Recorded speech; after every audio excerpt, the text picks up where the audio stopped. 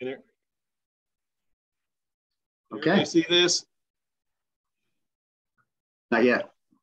Can everybody see the buyer agency agreement? Mm-mm. We don't see it yet, Joe. Wait, I got to share it.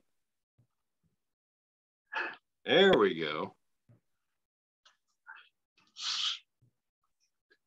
How about that? Great. No. Okay. So yeah, let's get into it because of the time and all. So Mr. and Mrs. Buyer, now that we've gone over everything that needs to be discussed as far as the working with real estate agents and knowing the agency roles, now I want to explain with you the buyer agency agreement. And this is an agreement between you and I that will establish our working relationship, okay? And at any time, if you have any questions or want me to break down anything a little bit more detail, then please stop me, because I want you to feel completely comfortable with this and not just gloss over everything, okay? Sounds good. So as you can see at the top, our working relationship will begin on the date that's specified up here at the top. And it establishes a working relationship between you, the buyers, and actually the firm, which is Keller Williams Central, and that's the firm that I work for. However, I will be your exclusive buyer agent in this relationship, okay? Yep. And as you look down to number one, the type of property, this gives a general indication of where we'll be searching for homes, which is pretty much my coverage area. And your focus has been in Alamance County, although I'm a member of the Triangle MLS and the Triad MLS, as well as the Alamance MLS. We're focusing our attention in your particular case to Alamance County. And this includes all residential property, whether it's existing or new construction, even for sale by owners. And I'll explain that a little bit later, okay? Yep. And the effect of the agreement enters into a relationship between both you and I. It basically establishes, like I said, our working relationship that says, I'll be loyal to you, you'll be loyal to me. Best part about this is that anything that we talk about now becomes confidential between you and I, and having me as your exclusive agent, kind of like an attorney-client privilege, doctor-patient relationship as well. So you get that satisfaction. Plus, like I mentioned to you before, I can help you find homes, whether they're listed with our company or any other company in Alamance County, because I'm a member of the multiple listing service and I have access to everybody's listings. And that means that you won't have to go to a different agent for a different firm if you see another property that may not be listed by us. The term of the agreement begins when all parties sign this agreement, then it goes into effect. And the length of the agreement, I usually put for a year's period of time. And that means that if we start on August 9th, then our relationship, as far as this agreement is concerned, ends at the end of July. And I usually ask for a year period of time because there are times when we start looking at a property, and with this market the way that it is, you may feel that the timing might not be right for you, or something may happen, life happens, and you may want to put your home search on hold for a while. That just means that we'll still have a working relationship, and I'll still be kind of working in the background for you and sending you some information to stay in contact. But it also means that we won't have to go through all of this again whenever you get back into wanting to search for a home. Fair enough? Yeah, Joe, I've got a question though. That's a year. That means does that mean we're tied to each other for a year? Well, yes, this agreement does tie us together for a year. But understand that this buyer agency agreement does not mean that you are obligated to purchase a home. It just means that our relationship will be intact for that year period of time, so that whenever you are ready, and as long as it takes, because sometimes it may take a little bit longer than a month or two to find a home with this market and the inventory is low that it is low as it is, it means that we can continue our relationship again without having to go through signing all these documents for renewals or anything like that. If for some reason you back out of wanting to purchase a home, then we can terminate our agreement. If for some reason there's some disconnect between you and I, the chemistry's not right, or something's gone awry in our working relationship, Uh, my first thing would be to say, please bring it to my attention, because anything that I could fix to make it better and get us back on track into a great working relationship, I'll certainly do. But if for some reason that our relationship is just not working out with each other, there are many other agents in our company, like I explained earlier, that I could refer you to just to make sure that you're in good hands and well taken care of. Does that answer your questions? Yeah, that would be great. Not a problem. Okay. Very good.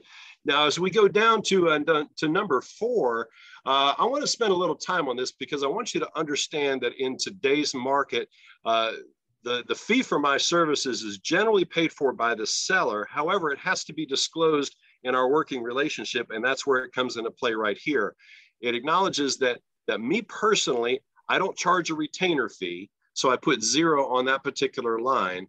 As you can go to line B, you'll see that the fee for my services to help you find a home is 3% of the purchase price for homes that are listed in the multiple listing service, and 4% for homes that are for sale by owner, 5% for vacant land. Now, let me explain that to you. Every home that we search for in the multiple listing service will disclose that the seller pays that fee. It's very customary in this market. However, there may be times, in some instance or not, where we'll see a home that you might be interested in where the seller may be only offering a fraction of that. Oftentimes it might be 2.5 or 2.6%. For one reason or another, that could be if the seller is in an estate situation, or if there's a separation going on, some isolated issues that may necessitate for them not to be able to offer the full 3% that I would require for my services. We'll know that in advance.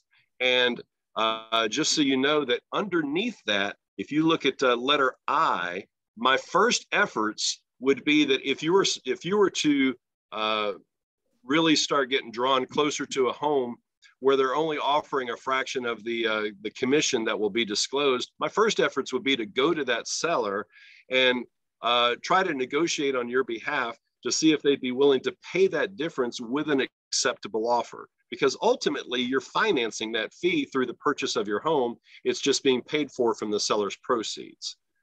So, and that's the key words, with an acceptable offer. If the seller finds it acceptable, then they would oftentimes agree to that 3%. However, there might be a situation. Okay, Katie? So can you explain, I guess I am just completely dumb. I don't understand how the buyer is essentially paying for that. Like, can you explain, I guess? Maybe I'm missing something. Yeah, because like I said, when you make the purchase and it comes from the seller's proceeds, it has to be put on one side or the other. And you're basically financing that with the purchase price, because if it's put on the seller's side, then the purchase of the house, including the fee, is kind of rolled into the overall purchase price, and the fee is coming from the seller's proceeds. Right. So then how is the buyer financing that, I guess, is where I'm missing. Through your mortgage loan. Your mortgage loan is going to finance the purchase price that is specified in the offer to purchase. Okay. So let's do simple math. If the house was $100,000 and my fee were 3%, okay, then that would be a net of $97,000, correct? Right.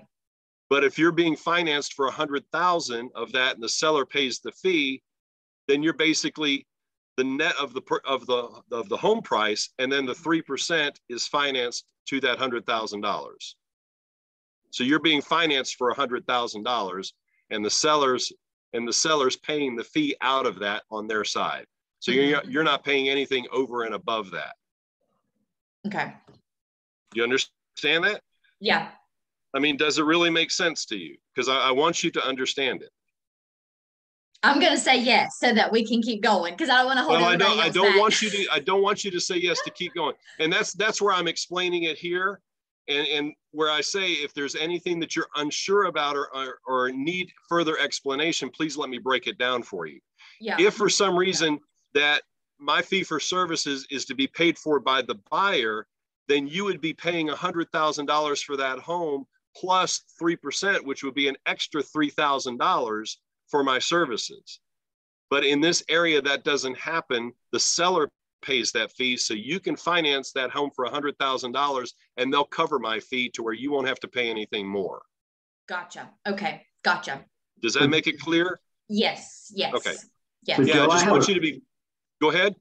Joe, I have a question. Go ahead. So you're 3% for homes in MLS, and then you show 4% for homes for sale by owner. Why would I pay more? I'm sorry? Yes, you're looking ahead, and that was my next point that I was getting ready to explain. I wanted to make sure you understood the 3% first. Now, when we go to the 4% for homes for sale by owners, like I said before, I can help you with the purchase of a home that's a for sale by owner because you get the benefit of my expertise in helping you do that. It's just that there are homes that are for sale by owners are not working with a real estate agent to help them market their homes. So they're going to need assistance in the transaction to make it work on your behalf. And ultimately, I'm working to help you make the purchase successful and go to close. And because I'm taking care of the seller's part of it, in addition to your part of it, and really doing both sides of the transaction, I'm only charging a 4% fee for sale by owners.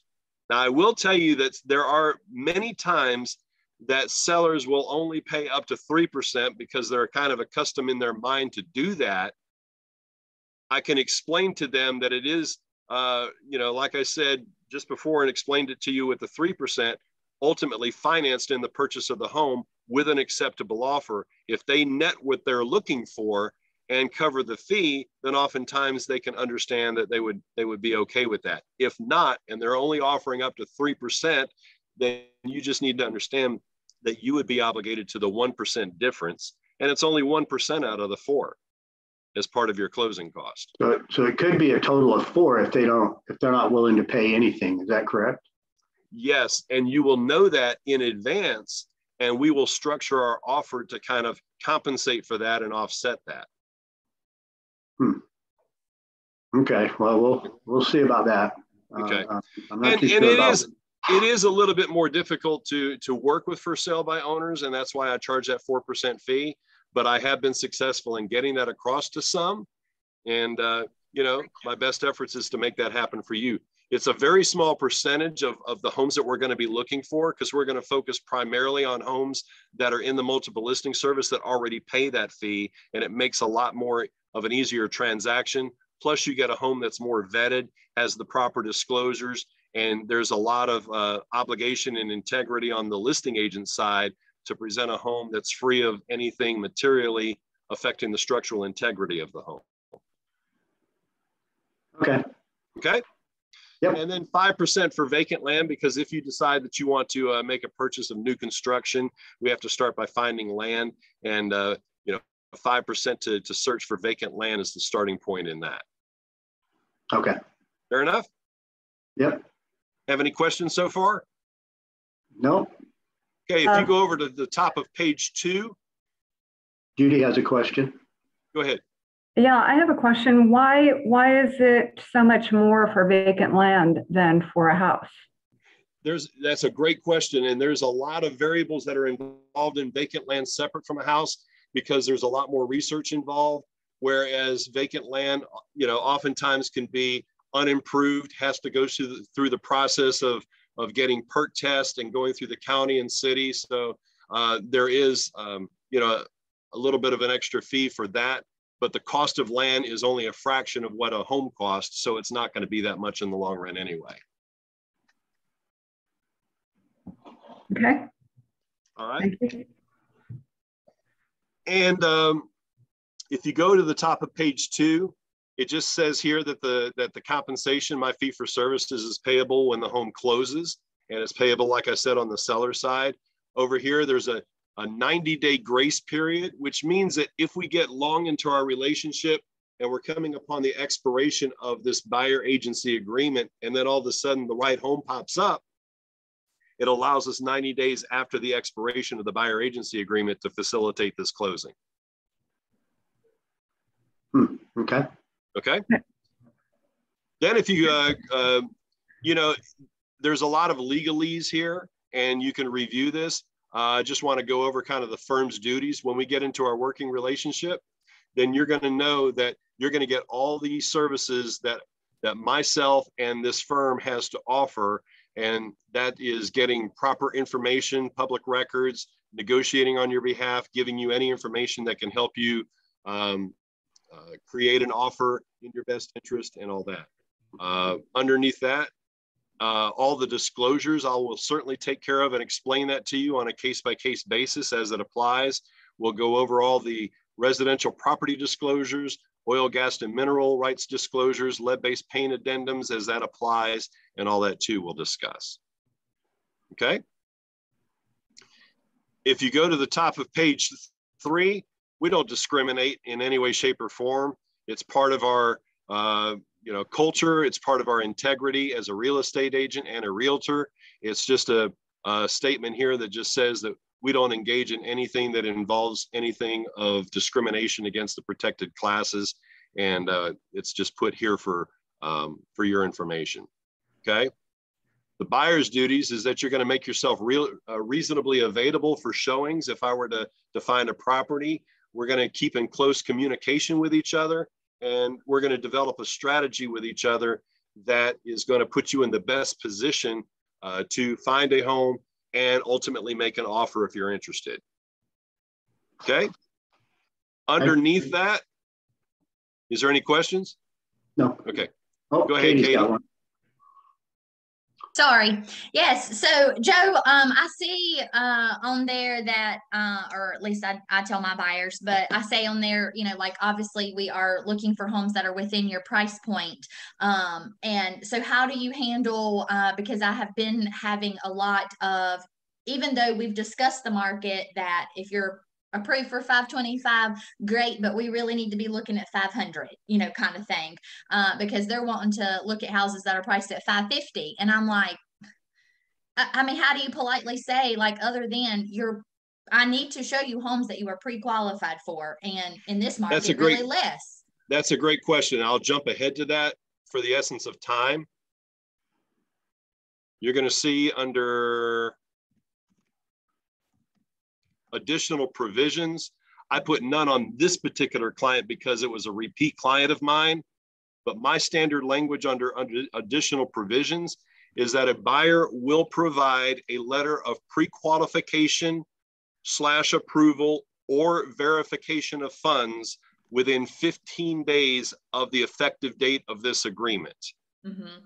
That is a provision that if they don't provide a pre-qualification letter or verification of funds, if it's verification of funds, whatever price point they say that they're interested in, I want a verification of funds letter that says that they have the money that's readily available in their bank account to make that purchase. If they're not, if they're not paying cash, then it tells them that if they've not already talked with a lender, then they will need to talk with a lender within 15 days of the effective date of this agreement to get a pre-qualification letter. And I will explain it that at that time to make the purchase. Now, let's say that they're only qualified for 500,000. Mm-hmm. And so we're going to know, based on my experience and the way that this market is, knowing that homes are very oftentimes going over the list price, we need to develop a strategy that's going to make you win. And if you're only qualified for 500, then we need to probably be looking in the neighborhood of 475 to 480 just to make you competitive. Because in this market, what you see is the purchase price or the list price on a particular property used to be referred to as the market value based on historical data. These days, it is now termed the opening bid. And as I said before, homes that are oftentimes going over the list price just to be competitive, in the first week especially, is when we learn that there may be multiple offers, we're probably going to have to go in over the list price to a certain degree. And so I need to know that you're qualified for that amount. Otherwise, we're just going to be spinning our wheels. And and I have to say that if I don't get this letter of pre-qualification or pre-approval or verification of funds within 15 days, it makes this buyer agency agreement null and void. Okay. That way you don't have to waste your time with a buyer. Hold on a second. Okay. That way you don't have to waste your time with a buyer that's just looking. Okay. But then if they still continue, even though, because I say this exact same thing as well, but even though you have said that, but then they still continue to want to see and obviously find homes that are, because they're qualified for 500. So therefore they're still sending you homes and want to see that are either 500 or even over 500. Okay, Katie, we need to, and I appreciate you being interested in this home that's listed for 550. We need to have a conversation about that. So I have a pre-qualification letter that's on file for 500. I need a verification of funds letter that shows that you have the money in your bank account to cover the other 50,000. Because otherwise you're just not qualified for that amount. And sellers are not accepting offers under the list price in this market, period. Because like I said before, it's not the market value, it's the opening bid. And oftentimes the offers are coming in at least at list price or over within the first week to week and a half. And if you make anything less, if you make an offer for anything less than that, here's what the seller's going to do. They're going to put it on the side pile and they're going to sit on it and wait for the other offers to come in before they even respond. Yeah. It used to be when a seller got an offer, they say, well, we've got something that's workable. We've had our house on the market 3 or 4 months now, and let's work with this offer and at least make a counter offer or at least some kind of response that says, we thank you for your offer. It's not what we're looking for. You're welcome to resubmit an offer that's more in line with what our list price is. Okay. Okay. Yeah. And if you keep making offers like that, you know, I have to present all offers. And if you tell me to present an offer, I'll present it. But I'm going to tell you in this market, it's not going to fly. Mm-hmm. And you're going to get a lot more frustrated because in this market, you have to have patience and you're going to experience a lot of frustration. And if you keep making offers below the list price, you're going to experience a higher level of frustration because not only are you going to lose the bid, but the seller's probably not even going to respond to your offer. And then you're going to keep guessing, and then you're going to keep, you know, contacting me and texting me and wanting me to know what's going on. And I'm in contact with the listing agent trying to get the same answer that you are, but we already know how it's going to end up. Mm-hmm. You're going to end up on the losing pile and not even in the contender pile. Yeah. You know, in this market, sellers are receiving 5, 10, 15, as many as 20 offers. They're going to put the loser pile over here.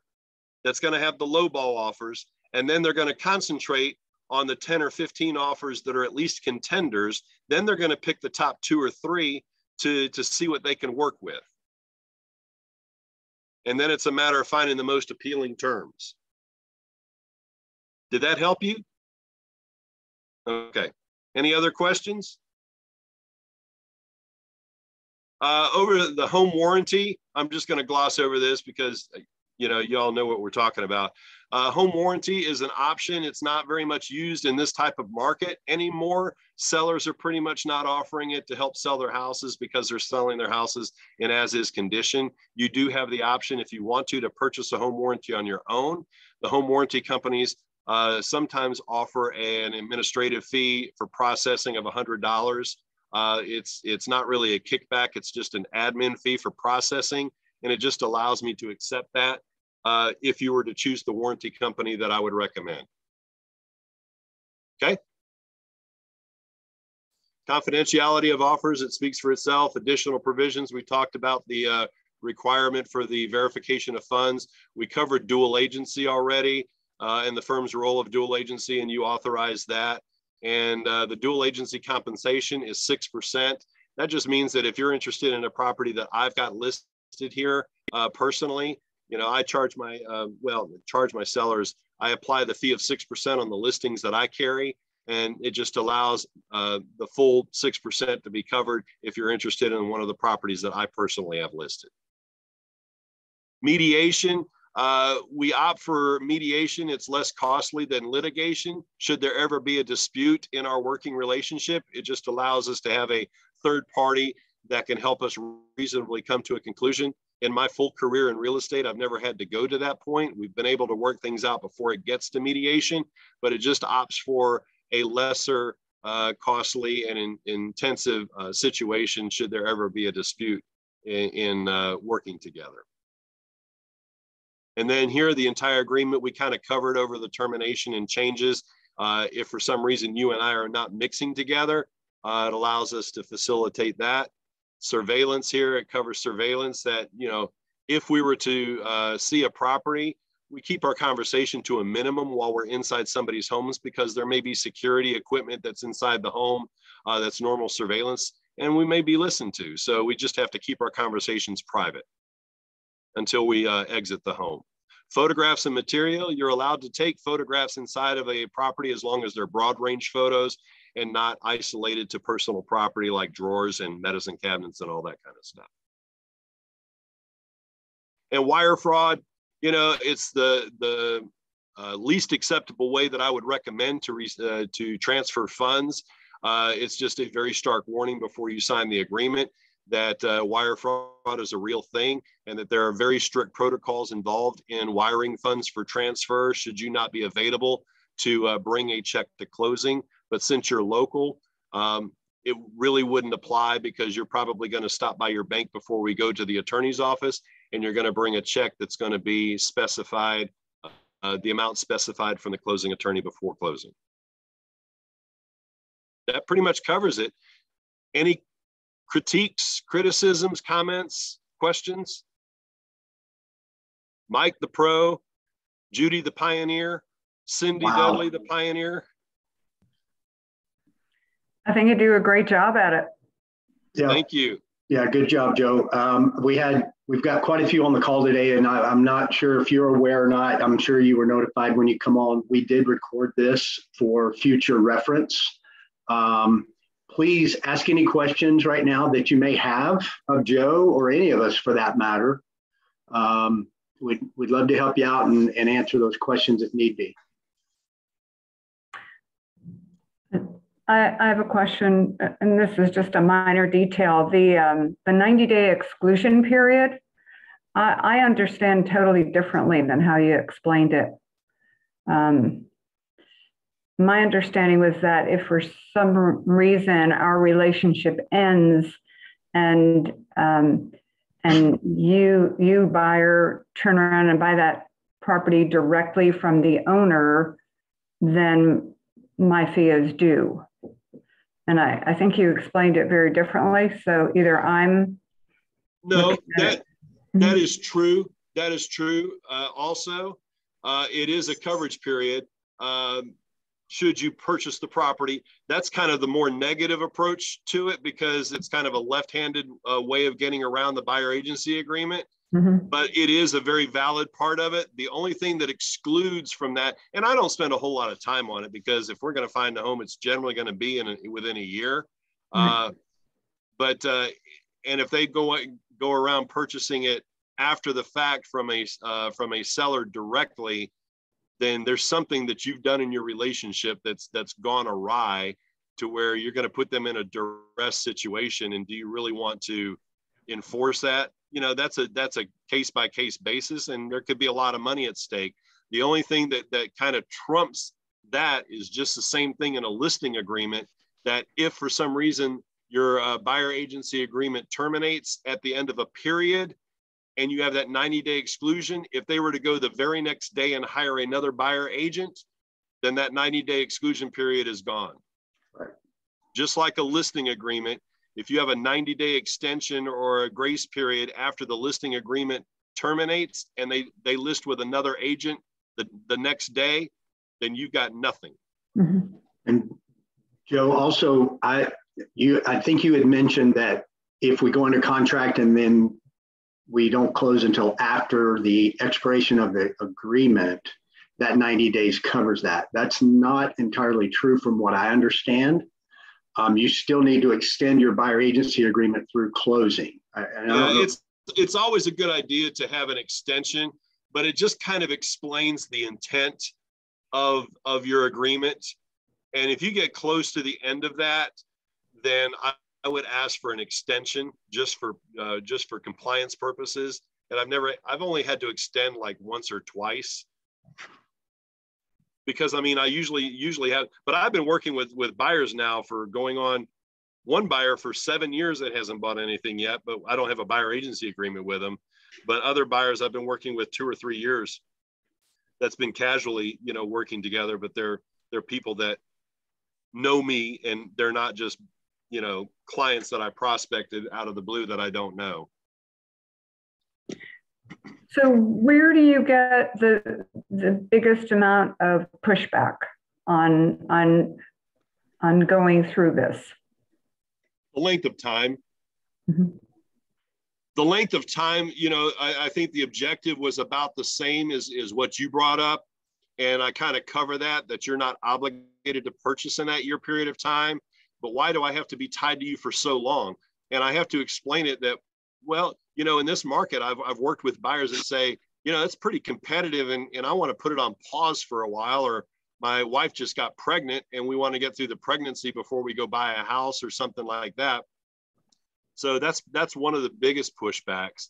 You know, when you explain the law from the very beginning, the 2 biggest obstacles are the commission and the requirement for the verification of funds and the pre-approval letter. And those are stipulations that you have to explain in detail so they understand it, so you don't have to get into a situation 3 months from now where they're only offering 1.5% commission on a home, and you have to go back and it's like, oh, they're offering only 1.5% and I'm working for 3%. Well, you didn't explain it to me, and you didn't tell me that before I looked at this home. So why are we going over this now? You're just greedy for money? Mm-hmm. And if you spend the proper amount of time at this buyer agency agreement to explain that, then you can refer back to it easily. Remember when I explained back to you, my fee for services is 3%, and there's oftentimes, there could be an isolated situation where it's offered less. Well, this is a case where it has come to that, and it makes that conversation a lot easier. I'm getting ready to write an offer on I will just say a $600,000 plus home where the agency fee is only 2.5% and the buyer's prepared to pay the extra 0.5%. I think that's fantastic that you're doing that and you're getting it. And in the triangle, 2.5% is the norm. Yeah. And 2.4 is very common. It's been common in Wake County for years. In the triangle where you're at, then your threshold in your buyer agency agreement might be 2.5% because that is the norm. But then you have to explain to them, you know, sometimes I'm seeing it as low as 2.4. There's a 0.1% difference that might be part of your closing cost if I can't get the seller to do it. And I'm really abbreviating that. Yeah. And so a 0.1% is a pretty easy pill to swallow for somebody if it's not. But see, if you compromise it, if you put in your buyer agency agreement 2.5%, and then you find a home that you write an offer on that was only 2.3 or 2.4%, and you just said, I'll just give it to you this time, then you've set a standard. And if they don't win that offer and the next home they write an offer on is only offering 1.5%, you can't go back and enforce it this time when you didn't enforce it last time. Great. So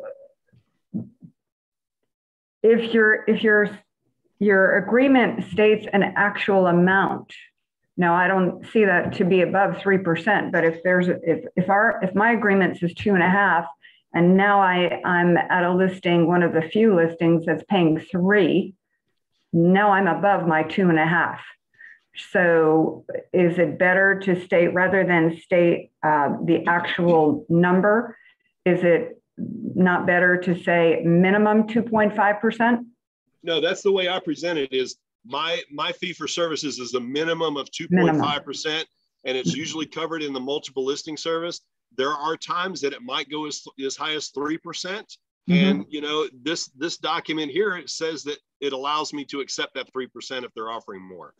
Good. Okay. I don't know the exact wording, but it does allow in this buyer agency agreement to accept bonuses from sellers or higher percentages.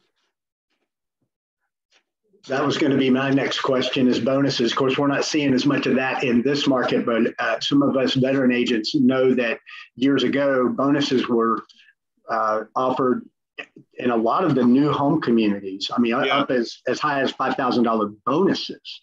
Yeah. So just keep that in mind when the market shifts.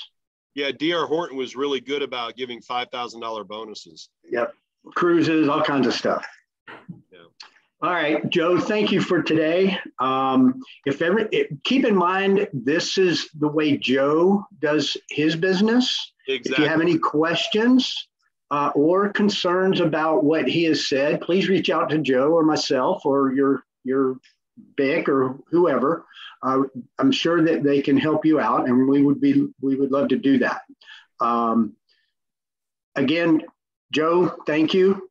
And one final comment is don't gloss over the commission part of it. That is the major part of a buyer agency agreement these days. If you explain it in great detail, then it is an easy conversation to have when that situation changes in the middle of showing homes. Agreed. Yeah. Okay. Thank you. Thanks everyone for being here, and we'll see you tomorrow.